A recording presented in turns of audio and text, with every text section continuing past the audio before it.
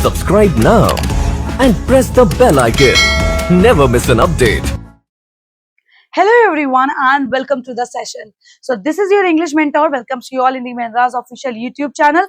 जहां हम डिस्कस करने वाले हैं आज स्पीड टेस्ट यानी स्टेट का स्पीड टेस्ट जिसमें आते हैं आपको 10 क्वेश्चंस और उनकी हम बेहतरीन प्रैक्टिस करने वाले हैं एकदम सटीक तरीके से और शॉर्ट ट्रैक से, राइट। तो एसटी नंबर 46 हम यहाँ पे डिस्कस करेंगे। इससे पहले हमने एसटी नंबर 45 डिस्कस किया था।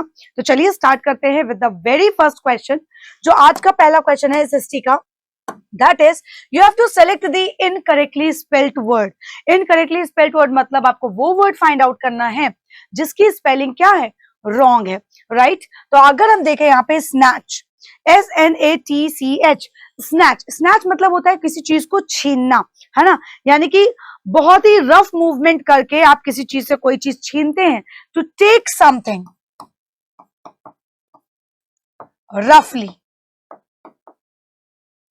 रफली, ओके, आप रफली मूवमेंट करके किसी से कोई चीज छीनते हैं उसके लिए बोलते हैं। बैच, जैसे आप लोगों की क्लासेस के बैच होते हैं, that is number of things और people which come together as a group, तो वो होता है बैच। कैच मतलब पकड़ना किसी चीज को, to take hold of something, किसी चीज को पकड़ना।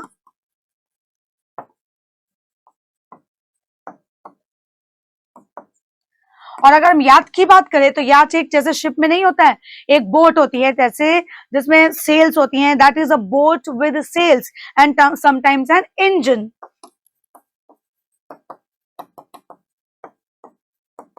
राइट। तो याच की स्पेलिंग यहाँ पे थोड़ी सी रॉन्ग है क्योंकि इट्स याच, तो यहाँ पे हम इसको बोलते हैं YACHT होता है, ना कि TCH होता है।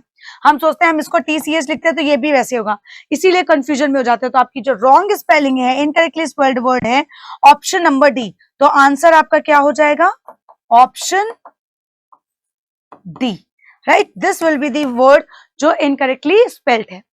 नेक्स्ट देखते हैं, राइटिंग, रेगुलेट, अकर और डेवलप। यहाँ पे डबल टी लिखा होगा, जब आप एसटी में देखेंगे तो डबल टी लिखा होगा, ठीक है। जबकि अगर इसकी करेक्ट स्पेलिंग देखें तो यहाँ पे करेक्टली लिख गई है WRI टी, यहाँ पे ये जो स्पेलिंग लिखी हुई है ये रॉन्ग है और इसकी करेक्ट स्पेलिंग होती है WRITING। राइटिंग मतलब लिखना, regulate is related to control something by using rules, है ना। रेगुलेट मतलब किसी चीज पे कंट्रोल लगाना, इसकी स्पेलिंग करेक्ट है। अकर मतलब कोई चीज टू हैपन, है ना, कोई चीज जो है वो होती है ना, मीन्स टू हैपन, कोई चीज जो होने वाली है या होगी, तो टू हैपन, इसकी भी स्पेलिंग करेक्ट है। डेवलप मतलब कोई चीज ग्रो करना, right, means to begin, right, to have a disease, a problem, कोई चीज होना, तो वो चीज अगर हम देखेंगे तो यहाँ पे डेवलप हो जाएगा। तो आपकी जो इनकरेक्टली स्पेल्ड हो जाएगा आपके एसटी में, उसका आंसर हो जाएगा option A is the correct answer जो इनकरेक्टली स्पेल्ड वर्ड है, ठीक है। नेक्स्ट देखते हैं। अब आपको यूज करना है, यू चूज करना है, select the most appropriate antonym of the given word. Antonym यानी कि अपोजिट फाइंड आउट करना है, किसका, एलए का, है ना। तो जब एली की हम बात करते हैं तो एली का मतलब क्या होता है, किसी की आप जब हेल्प करते हो एज अ फ्रेंड, ठीक है, तो that is associated with what, that is associated with someone as a helper या with another as a helper. तो कहीं ना कहीं वो क्या हो गया, एक फ्रेंड हो गया, तो सिनोनिम हो गया इसका, पार्टनर हो गया, एसोसिएट हो गया, ये भी इसके सिनोनिम हो गए दोनों। तो एनिमी यानी कि दुश्मन, यानी इसको हम फी भी बोलते हैं, FOE फी, ये हम दुश्मन बोलते हैं। तो ये एले मतलब दोस्त और एनिमी मतलब दुश्मन, तो करेक्ट एंटोनिम तो यही हो जाएगा एनिमीज का। तो आंसर हमारा क्या हो जाएगा, option B as the correct answer, जो इसका करेक्ट एंटोनिम दिया हुआ है, ठीक है।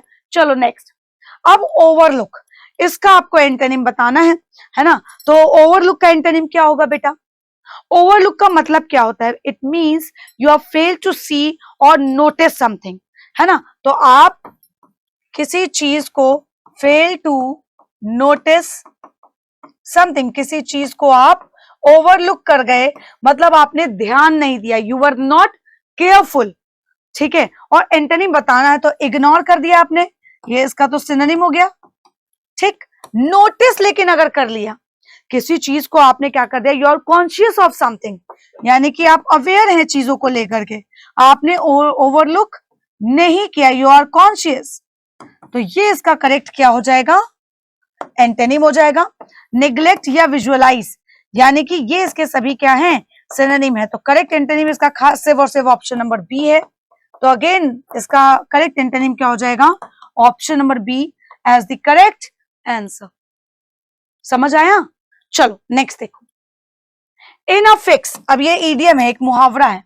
फिक्स मतलब कोई चीज जो एकदम फिक्स होती है, फॉर्मली इधर उधर मूव नहीं करती है, तो in a close space, under appears, in a different situation या अंडर ऑब्जर्वेशन।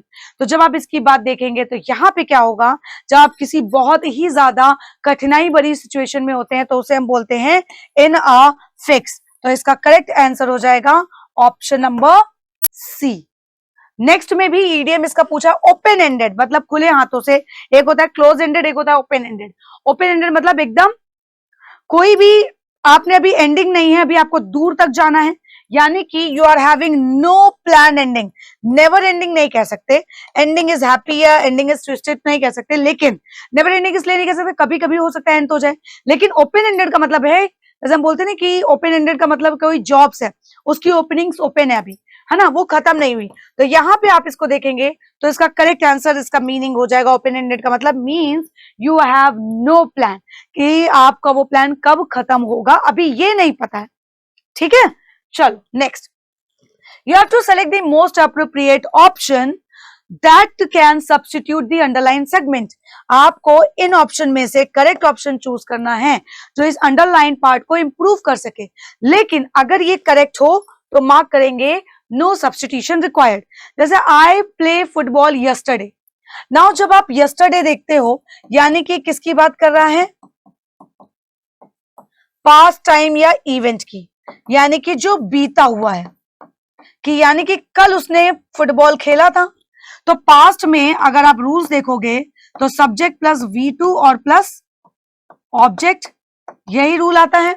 और यहां पे कौन सी वर्ब यूज हुई है, ये है V1, तो ये तो रॉन्ग हो गया आपका, तो आई प्लेड हो जाएगा कि नहीं हो जाएगा, तो इसको करेक्ट कौन कर रहा है, आई प्लेड, यानी कि ऑप्शन नंबर बी जो इसके रूल्स के अकॉर्डिंग है करेक्ट, जो इसको इंप्रूव करेगा। तो आंसर भी हमारा क्या हो जाएगा, ऑप्शन बी, जो इसको करेक्टली इंप्रूव करेगा according to the tense. Next देखो, the three friends spent over an hour discussing the problem with their teacher. जो तीन दोस्त हैं वो अपनी प्रॉब्लम को डिस्कस करने के लिए कम से कम उन्होंने 1 घंटा लिया। तो यहाँ पे जब आप सेंटेंस देखोगे, ठीक है, तो ये हैविंग डिस्कशन की कोई बात ही नहीं है, डिस्कसिंग अबाउट नहीं है, क्योंकि डिस्कस या डिस्क्राइब के साथ हम कभी भी कोई प्रेपोजिशन यूज नहीं करते हैं, इसलिए हमें यहाँ पे प्रेपोजिशन की नीड नहीं है।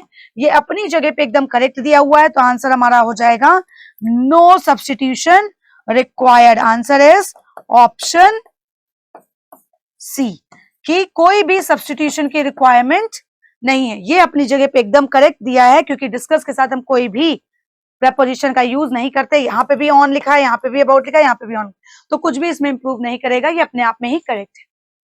Next question, as we all are aware silk is dedicated from the cocoons of mulberry silkworms. जो सिल्कवॉर्म्स होते हैं ना, डेडिकेट का मतलब क्या होता है, when you give completely your energy time, हर आप अपना पूरा सब कुछ निछावर कर देते हो टू समथिंग।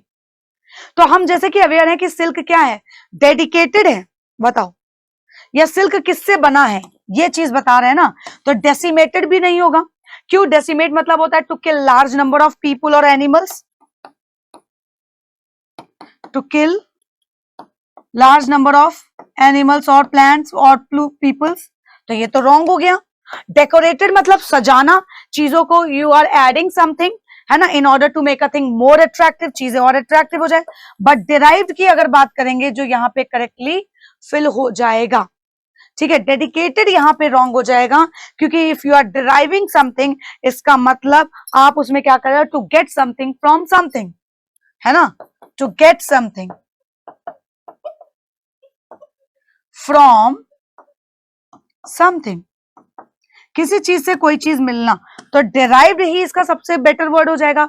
और डिफ्लेक्ट मतलब करना means you are changing direction after hitting somebody, तो डिफ्लेक्ट कर दिया तो ये भी रॉन्ग हो गया। तो आपका ऑप्शन नंबर सी जो हो जाएगा करेक्टली इसको रिप्लेस कर देगा, यानी डेडिकेटेड की बजाय यहां पे हो जाएगा derived. Right, now moving further with the last question.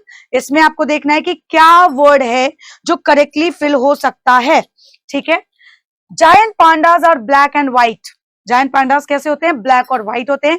और जो चाइनीज बियर्स होते हैं that are on the extinction, मतलब जो चाइनीज बियर है अब उनका लापता है, उनका कुछ अता पता ही नहीं है। तो वर्ज, वर्ज मतलब at the edge of something, मतलब कहते हैं ना किसी कगार पे आ खड़े हुए हैं। पीक मतलब एक हाइट है ना, यानी कि pointed top of mountain, top of something. ठीक, लाइन एक स्ट्रेट लाइन की बात करता है।